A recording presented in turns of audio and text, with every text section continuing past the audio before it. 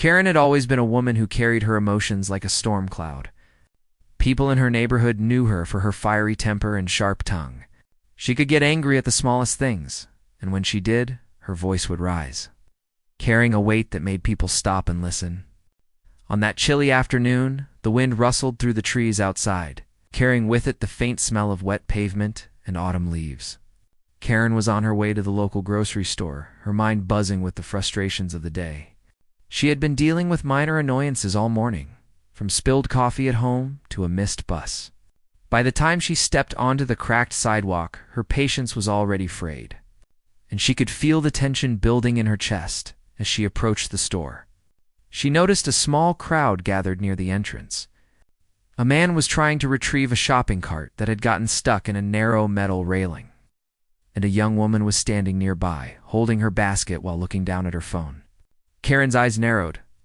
She didn't know either of them, but for some reason, the situation immediately irritated her. She'd always believed that people should act with awareness, and this scene seemed, in her mind, completely inconsiderate.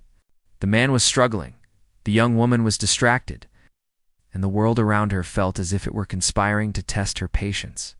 Karen muttered under her breath, shaking her head. She tried to step past, but the young woman accidentally bumped into her shoulder. It was a small collision, nothing serious, yet Karen felt a surge of indignation. "Excuse me?" she snapped, her voice cutting through the air like a whip. The young woman looked up, startled, and quickly apologized. But Karen wasn't satisfied. In her mind, an apology was not enough. She needed someone to recognize that she had been wronged. She felt the heat rise in her face, her hands trembling slightly as the frustration inside her grew. For a few moments, she considered just walking away, letting the incident pass as a minor inconvenience. But something inside her would not allow it. It was not just about the bump. It was about the principle, about being acknowledged, about making sure the world recognized that she was right. She felt a flicker of fear mingled with anger, a need to assert herself in a world that seemed increasingly careless. And then, almost instinctively, her hand reached into her purse. Pulling out her phone, the bright screen illuminated her face as she dialed the numbers, her fingers moving quickly. 911, she whispered to herself, her voice tinged with both anxiety and determination. She had never called the emergency line before. Usually, it was something reserved for serious incidents, fires, accidents, crimes, but in this moment, Karen convinced herself that her situation was urgent. She wanted authority on her side, a way to control what had spiraled beyond her expectations. As the phone rang, Karen's thoughts raced. She imagined the officers arriving promptly, taking her side, and resolving the issue just as she believed it should be. In her mind, she painted a scene where justice would be served immediately, where she would stand tall, vindicated, and respected. Her pulse quickened. The sound of the ringing seemed almost symbolic, a countdown to the recognition she craved. Around her, the world continued as usual people walked by. The leaves rustled, the distant hum of cars filled the street, but Karen felt as if time had slowed. The moment was hers, and she was certain of her own righteousness. A voice finally answered on the other end. Calm, professional, and entirely neutral. 911, what is your emergency? Karen's stomach tightened. She could feel the sweat forming at the back of her neck. Her voice, when she spoke, was sharp-edged with urgency. She described the situation, her words tumbling out in a mixture of anger and insistence. There's a woman blocking the entrance. She's preventing people from getting inside.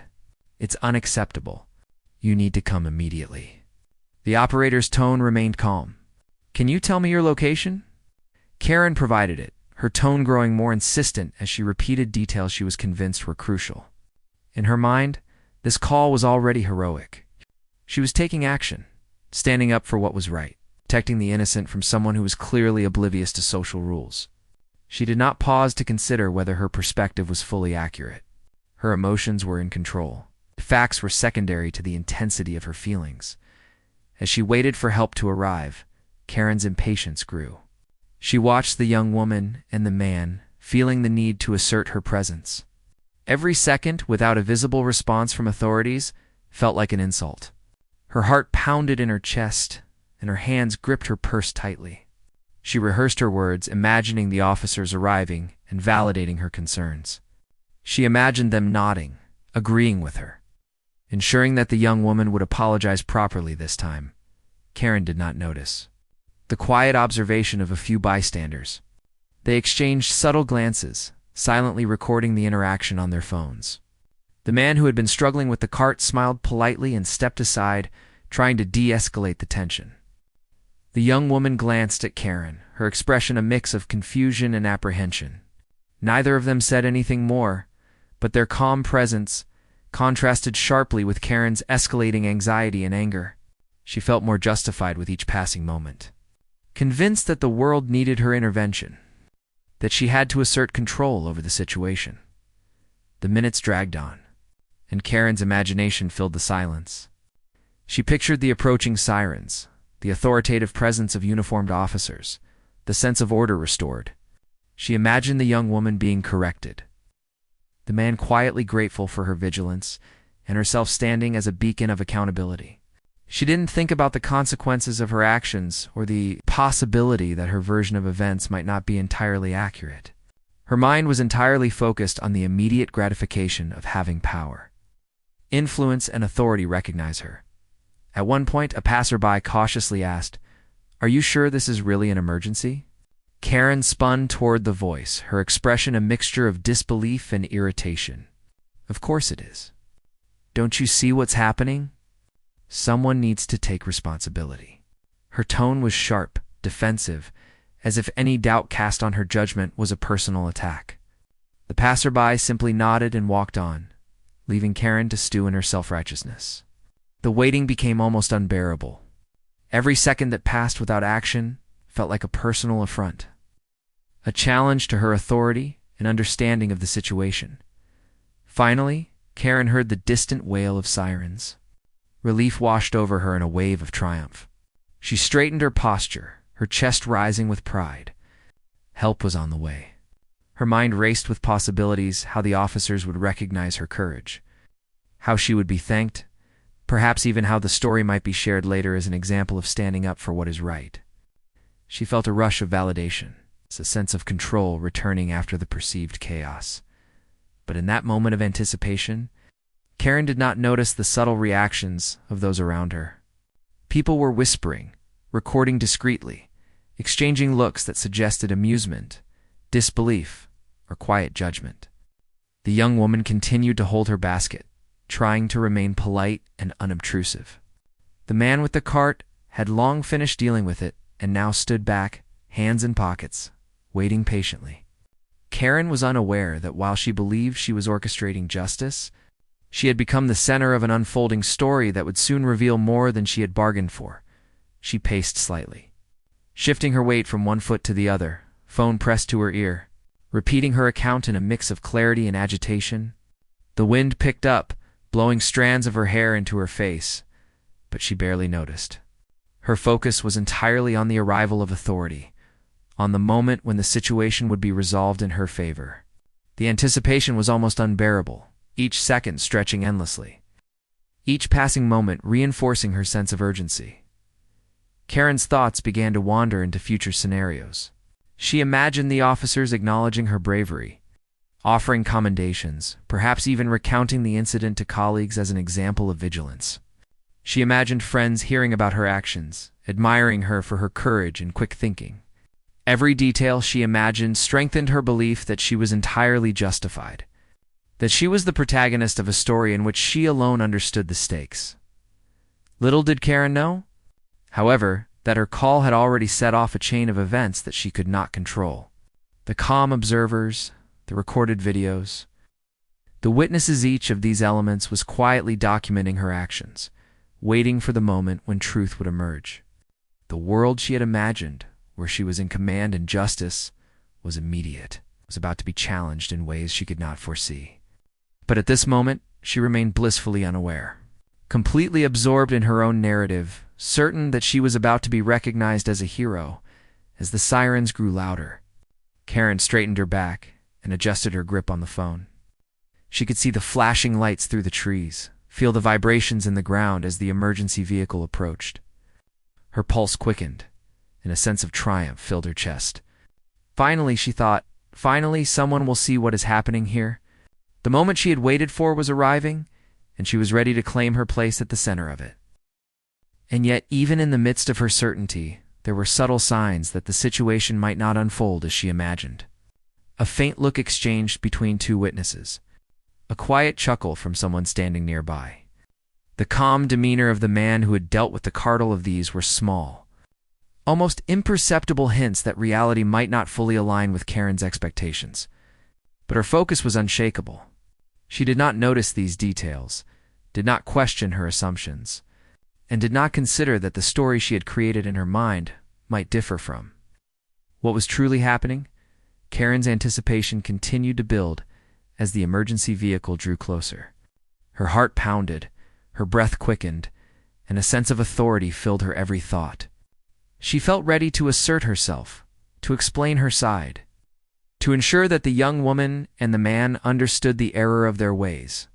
She believed that the world would soon recognize her vigilance, her courage, and her unyielding commitment to what was right. And in that moment, standing on the cracked sidewalk with the wind blowing and the sirens wailing, Karen felt completely, utterly certain that she had made the right choice. Karen stood on the sidewalk, phone still clutched tightly in her hand, waiting for the authorities she believed would soon arrive. She could hear the faint wail of the approaching sirens, and every nerve in her body buzzed with anticipation. In her mind, the young woman who had bumped into her, the man struggling with the shopping cart, were about to be held accountable. Karen had rehearsed this moment 100 times in her head, picturing herself standing tall, the officers nodding in agreement, and the world finally acknowledging her sense of right and wrong. But while Karen waited, a subtle shift was taking place around her. Some of the people who had been watching quietly began to speak to one another. Their voices were low, polite, and careful, but there was a hint of disbelief in their tone. A few of them had already started recording the situation on their phones. It's not to ridicule, but to have an accurate account of what was really happening. They wanted to be sure that when help arrived, the truth of the situation could be seen clearly. Karen, however, was completely absorbed in her own perception. She did not notice the glances or the whispered words.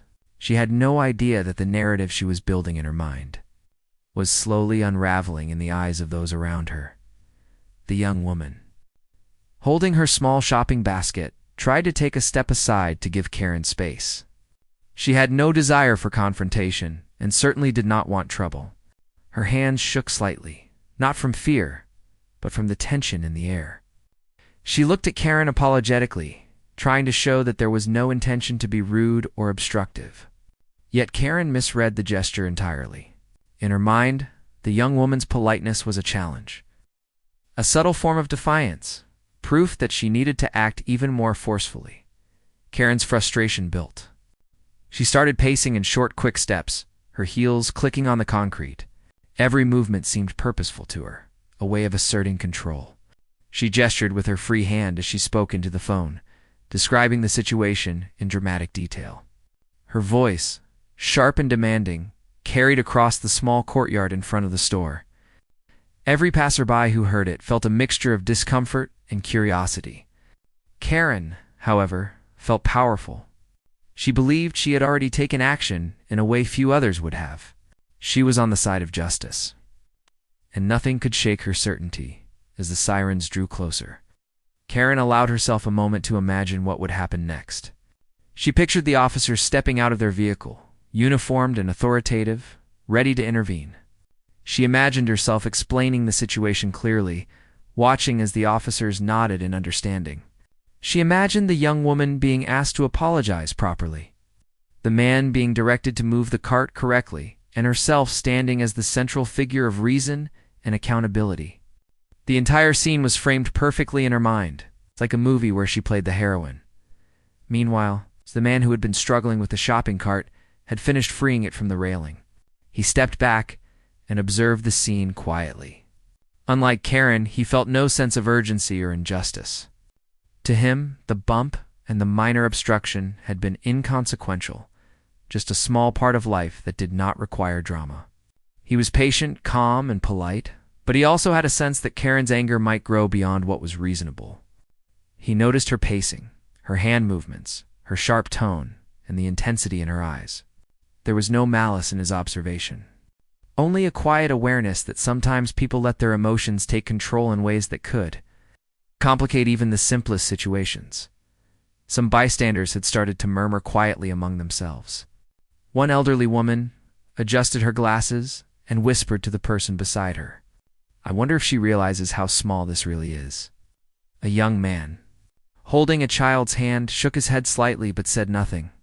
Others had their phones ready, prepared to document the events as they unfolded. Everyone sensed that Karen's perception of the situation might not match reality, but they were waiting to see how it would play out. Karen, oblivious to these quiet observations, continued her dramatic recounting to the 911 operator. She repeated details that seemed important to her, sometimes exaggerating slightly without even realizing it. Each word felt urgent, each sentence necessary. She was convinced that her call was heroic, that she was standing up for what was right, and that the world would soon recognize her courage. She did not pause to consider whether her perspective was fully accurate or if her sense of urgency might be misplaced. All that mattered was that she was taking action, and that action, in her mind, was righteous. The operator on the other end remained calm, asking questions with patience and care. "Can you tell me exactly what happened?" the voice asked, neutral and professional. Karen's response was rapid, almost breathless, as she painted a picture of chaos and wrongdoing. Her words tumbled out in a mixture of frustration, indignation, and insistence. She described the young woman as obstructive, the man as careless, and the situation as urgent and serious. She did not notice the subtle reactions of the bystanders, who were quietly shaking their heads, some suppressing smiles, some clearly confused by her interpretation. As Karen spoke, she began to feel a sense of anticipation that was almost tangible. Every second, without immediate response, seemed to heighten her anxiety, but also fueled her sense of importance. She imagined the arrival of the officers as a climax, the moment when the world would finally recognize her vigilance and assertiveness. She felt both fear and excitement, a strange mixture that made her heart race and her palms sweat. She clutched the phone tightly, her knuckles white, convinced that she was at the center of a story that demanded attention. The young woman, sensing the growing tension, shifted nervously. She did not want confrontation and certainly did not wish to escalate the situation. She had been polite, she had tried to step aside, yet Karen's anger seemed unstoppable. The young woman's confusion and discomfort only fueled Karen's perception that she was being ignored or challenged. Karen misread every gesture, every look, every movement as confirmation that she was right, that the situation required urgent intervention, and that she was the one who had to ensure order. Meanwhile, the man with the cart remained calm, his hands in his pockets. He glanced around, noticing that others were recording and whispering. He did not feel anger or fear. He simply observed, recognizing that Karen's behavior, while intense, was not grounded in actual harm or danger. He understood that sometimes people's emotions create drama that is disproportionate to the events themselves. Still, he did not interfere, choosing instead to wait quietly. Giving Karen space to act as she saw fit, Karen's imagination continued to race. She pictured herself explaining the situation to the officers, making it clear who was at fault, and ensuring that proper action was taken. She imagined the young woman being corrected, perhaps even embarrassed by the authority figures, and herself standing as a model of vigilance and justice. Each imagined detail reinforced her belief that she was entirely justified. She did not pause to consider the perspective of the young woman or the man, nor did she consider that the operator might see the situation differently. In her mind, she was the hero, and the rest of the world was merely a backdrop for her courage. Time seemed to stretch endlessly. The sirens grew louder, yet Karen's mind focused on the narrative she had created. Every step she took, every word she spoke, was a performance in this imagined story. She did not notice the subtle smiles, the raised eyebrows, the quiet recordings happening around her. She did not notice that the calmness of the young woman and the man contrasted sharply with her own intensity. All that mattered was her perception of the urgency and importance of the moment. The operator asked more questions, trying to understand the situation clearly. Karen's answers grew more detailed, more dramatic, and more urgent. She described the young woman's actions, the man's supposed negligence, and the way the situation made her feel unsafe and disrespected. She did not consider that her feelings, while valid, might not reflect the objective reality of what had happened. To Karen, emotion was proof, and her belief in her own righteousness strengthened with every word she spoke. As she continued to pace and speak, a few bystanders whispered among themselves. They recognized that Karen's perception was different from reality. Some were sympathetic, understanding that emotions can easily distort events. Others were quietly bemused, recognizing the irony of a person calling for help over a situation that was, in reality, minor. None of them spoke directly to Karen, understanding that intervention might escalate the situation further. Instead, they observed, recorded, and waited. Karen's anticipation reached a peak. She could see the flashing lights approaching, hear the sirens clearly now. Her pulse raced, her breathing quickened, and she felt a sense of triumph building inside her. She imagined the officers stepping out of their vehicle, ready to acknowledge her perspective, ready to restore order, ready to validate her sense of justice. She could almost see the young woman being corrected, the man quietly complying, and herself standing tall, victorious and respected. And yet, beneath all her certainty, subtle hints began to emerge that the situation might not unfold exactly as she imagined. A whisper here, a glance there, barely suppressed smile of these small signals suggested that reality might differ from the story she had created in her mind. But Karen did not notice them. She was too absorbed in her own narrative, too convinced of her righteousness, too focused on the anticipated arrival of authority and the validation it would bring. The moment stretched, and Karen's mind raced faster than the approaching vehicle. She imagined herself explaining everything perfectly, every word calculated to ensure her version of events was seen as truth. She imagined the officers nodding, listening intently, and immediately acting on her account. She imagined the young woman feeling remorse, the man realizing his error, the world around her acknowledging her courage. She felt a strange mixture of fear and excitement, pride and anxiety, all swirling together as she waited for the climax she believed was about to arrive. And in that waiting, Karen remained completely unaware that the story she had created for herself was only half the truth. The calm observations, the recordings, the quiet judgments of the bystanders, they were all preparing to reveal a reality she had not yet considered. Her anticipation, her excitement, her belief in her righteousness, all of it was about to be challenged in ways she could not yet imagine. But at this moment, standing on the sidewalk, phone pressed to her ear, heart racing, Karen felt entirely, utterly certain that she was about to be recognized as a hero, and that the world would finally see the situation exactly as she believed it to be. The sound of the sirens grew louder and sharper. Karen's heart leaped as she saw the flashing lights approaching, reflecting off the glass windows of the store. She straightened up, took a deep breath, and imagined the officer stepping out, ready to side with her.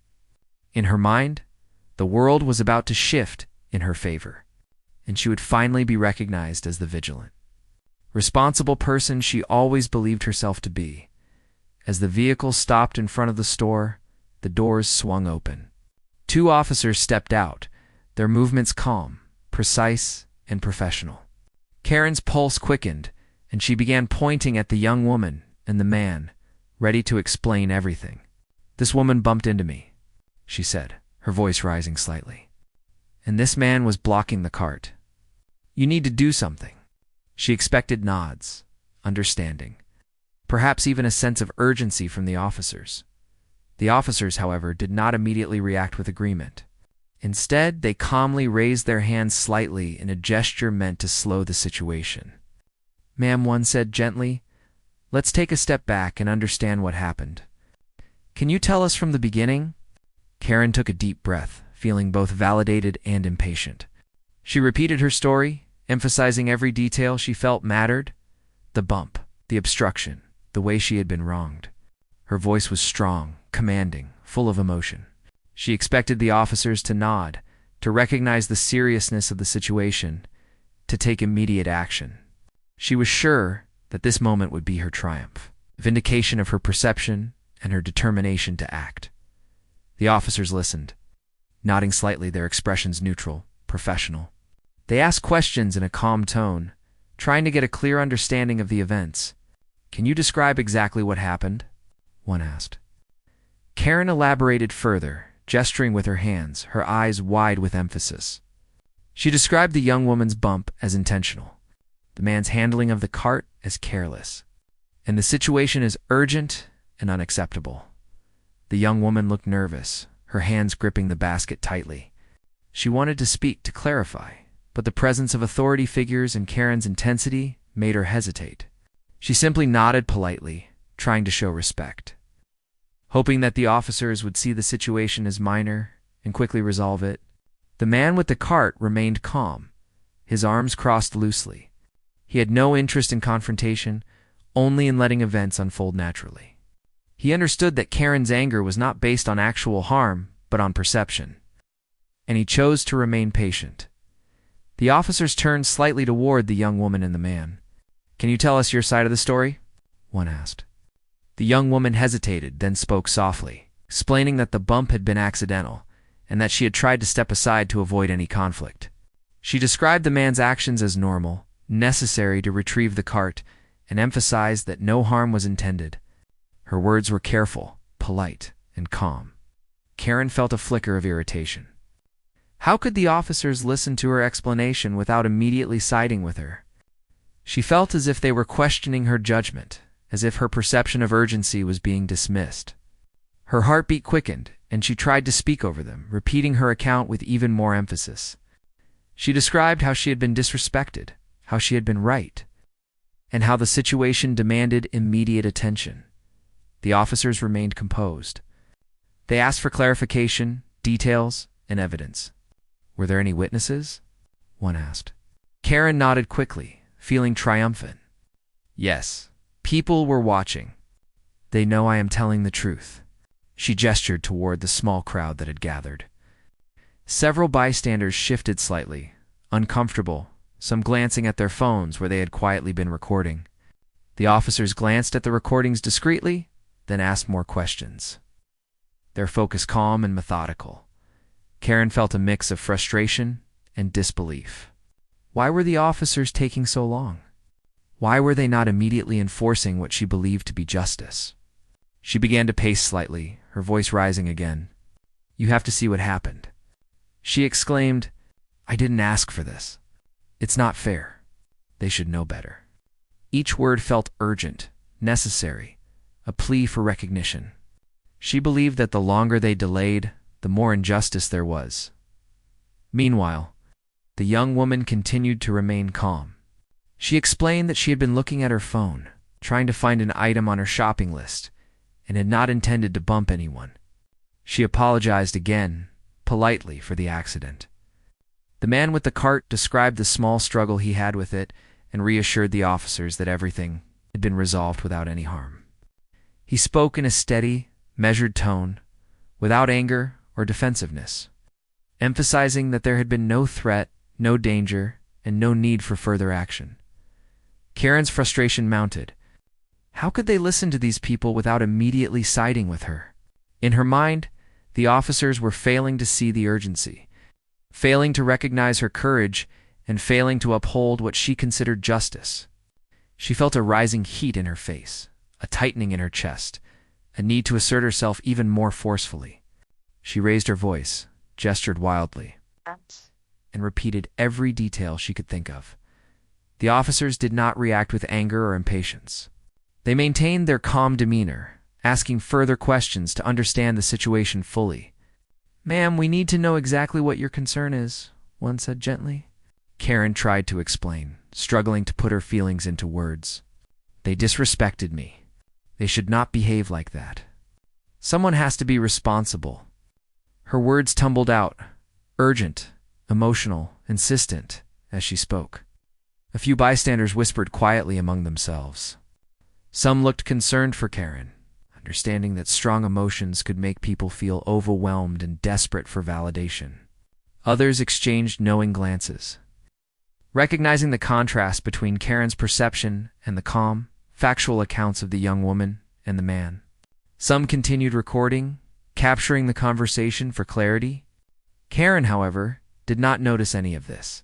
She was entirely absorbed in her own narrative, convinced that she was right and that the officers would soon see it too. The officers continued their questions. "Were there any physical threats?" one asked. "Did anyone feel unsafe?" Karen hesitated, caught off guard by the calm, methodical approach. In her mind, the situation was critical, urgent, dangerous, but when asked directly, she realized that there had been no actual harm. Her pulse quickened. A flicker of doubt crossed her mind, but she quickly dismissed it. She wanted to maintain her story, her narrative of urgency and wrong, because admitting otherwise felt like losing control, admitting weakness. The young woman continued to speak politely, explaining that she had only accidentally bumped Karen and had tried to avoid further contact. The man explained that the cart had been momentarily stuck, that he had been trying to retrieve it, and that no one had been in danger. Their calm, measured tones contrasted sharply with Karen's intensity. Her emotional fervor and her need for recognition, Karen began to feel a subtle shift in the room. The officers were listening carefully to everyone, gathering facts, reviewing evidence. She noticed their attention to detail, their patience, their refusal to act solely based on her account. A small knot of anxiety began to form in her stomach. She had imagined immediate validation, immediate acknowledgement, immediate justice, but instead, she was confronted with a thorough, deliberate, impartial process. Her mind raced. She tried to reinforce her story, to emphasize the urgency, to make sure her version dominated the conversation. "You have to understand. This is serious. They need to be responsible," she exclaimed. But the officers remained calm, asking questions, checking details, and comparing accounts. Each careful question chipped away at the certainty Karen had felt moments ago. She realized, with a growing sense of unease, that the situation might not be exactly as she had imagined. The bystanders watched quietly, some nodding at the officer's methodical approach, some still recording. The young woman remained polite, answering questions honestly and clearly. The man with the cart stayed calm, descriptive, and composed. Karen could feel the energy of the crowd shifting subtly, as if everyone was beginning to understand that the situation was not as dramatic as she believed. She felt a surge of defensiveness, need to assert herself even more strongly. Time stretched as the officers continued their investigation. They asked to see Karen's phone to check the details of her call. They asked for names, times, locations, and sequences of events. Karen complied, feeling simultaneously proud that she had documented everything, yet increasingly anxious as she realized that the evidence did not entirely support her version of the story. The young woman's calm demeanor, the man's patient explanation, and the witnesses' recordings all presented a version of events that differed from Karen's perception. A subtle panic began to rise within her. How could the situation be so different from what she had imagined? She had been so sure, so confident, so certain of her righteousness, and now, confronted with calm, professionalism, factual accounts, and subtle evidence, her certainty began to crumble. She tried to assert herself, to insist on her version, but the officer's calm, questioning, and measured approach left little room for dramatics. Karen's chest tightened. She realized that her story might not hold up, that her perception had been flawed, and that the situation might not end with her triumph. She felt a mix of fear, embarrassment, and confusion, emotions she had not anticipated. Her hands trembled slightly, her voice wavered, and for the first time, she felt uncertain. She had called for help expecting immediate validation, but instead, she was faced with impartiality, professionalism, and the quiet, undeniable truth of the situation. The officers exchanged quiet glances, then returned their attention to Karen. "Ma'am, we understand your concern," one said gently, "but we need to consider all accounts before taking action." Karen swallowed hard, her mind racing. She had imagined a moment of vindication, yet here she was, confronted with a reality that challenged everything she believed about the situation. Karen could feel the weight of the moment pressing down on her. The officers stood patiently, their eyes calm but sharp, carefully assessing every detail. She had expected immediate support, a nod of recognition, and perhaps even a sense of awe at her vigilance. Instead, she faced professional impartiality, a quiet insistence on facts rather than feelings, and the subtle understanding that things were not unfolding according to her plan. Her mind raced, trying to reconcile what she believed had happened with what was actually being presented. She noticed the young woman speaking calmly, her voice clear and polite. Explaining the minor bump and how she had tried to avoid Karen, the man with the cart spoke next, detailing how the obstruction had been unintentional and quickly resolved. Each word they spoke chipped away at the certainty Karen had carried for so long. She felt a sinking in her stomach, a flutter of panic, a creeping sense of exposure. The officers asked Karen a few more questions, checking timelines, details, and sequences of events. They requested that bystanders who had witnessed the incident share their accounts. Karen glanced around and realized that several people were quietly recording on their phones. Some had even spoken to the officers, giving a calm and factual description of what had occurred. The reality of the situation was becoming increasingly clear. Karen had expected the world to rally to her perspective, but now she was confronted with a mosaic of truths that contradicted her narrative. A small knot of embarrassment formed in her chest. She had dialed 911 expecting validation, expecting authority to reinforce her perception, expecting justice to be immediate and unquestioned. Instead, she faced a reality where her story was just one part of the bigger picture. The young woman's calm honesty and the man's composed explanations made her realize that perhaps her anger had been disproportionate. Perhaps her interpretation of events had been colored by her emotions rather than the facts. Karen opened her mouth to speak, to reiterate her account with greater emphasis, but the words faltered. She felt a flicker of self-doubt, a sensation that was unfamiliar and uncomfortable. Her eyes darted around the small crowd, searching for support, but she noticed subtle glances and polite smiles that hinted at a quiet judgment. It was not malicious. It was merely recognition that her perception had not aligned with reality. She could feel the walls of her certainty crumbling, brick by brick. The officers spoke again, their voices calm and deliberate. "Ma'am, we understand your concern, but based on what we have observed and the statements from witnesses, the situation does not constitute an emergency." Their words were precise and professional, but to Karen, they felt like a hammer striking her sense of righteousness. She could feel her face flush with a mix of embarrassment, frustration, and disbelief. Karen took a shaky breath, trying to regain control of her emotions. She wanted to insist, to argue, to demand acknowledgement, but the professionalism of the officers left little room for theatrics. She realized, painfully, that her call had not resulted in the validation she had anticipated. Instead, it had exposed the discrepancy between her perception and reality. She could no longer insist on her own narrative without facing the undeniable truth that her interpretation had been flawed. The young woman, still polite and calm, offered a gentle explanation again. She emphasized that she had not intended to cause any harm, that she had apologized, and that the situation had been minor from the beginning. Her tone was quiet, respectful, and factual.